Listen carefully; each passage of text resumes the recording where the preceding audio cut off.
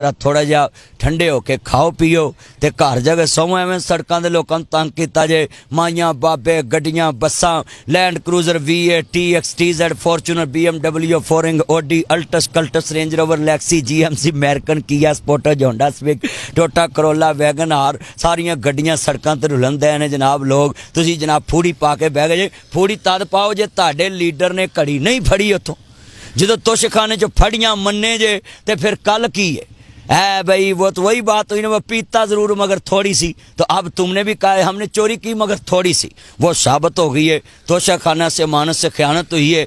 तो लिहाजा हम अपील करते हैं कि आप इंसाफ वाली पार्टी हैं। आप घरों में बैठे आवाम को तंग ना करें, रोड ब्लॉक ना करें, आप घर में जाएं, वहाँ अपील करें, वहाँ जाकर फिर इंसाफ मांगे। पहला तो इंसाफ यही है कि आपका लीडर अपनी ज़बान से मान गया कि मैंने ये काम किया, तो इसलिए अब इलेक्शन कमीशन का फैसला आपको मानना। इसलिए तो पहले चोर मचाए शोर कहते थे, ये इलेक्शन कमीशन हमें को मंजूर नहीं, जो आपके हक में फैसले करे वो आपको मंजूर है, बाकी सब पाकिस्तान में गंदे, बस आप ही अच्छे रह गए। सारे जमाने की लिद इकट्ठी करके पार्टी बनाई तो आंदे ने जी असी बड़े हाजी हाँ। सारिया पार्टियां चो निकले तरक्के बुस्से ते दरकारे होए लोग सारे इस पार्टी शामिल हो गए। तो उन्हें कहा जी मैं फरिश्तियां की पार्टी बना के लिया कादी है। पहले कहते ऊपर लीडर ठीक होगा तो नीचे सब ठीक हो जाएगा। तो पौने 4 साल केड़े ठीक किते दसे ना, किन्नियां नूं ठीक किया है।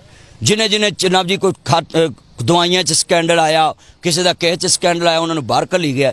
इस वास्ते मेरा चन मेरी मन हुण चुप करके घर बवो। हाँ जी वो बोलो तो सही, पै गई ठंड।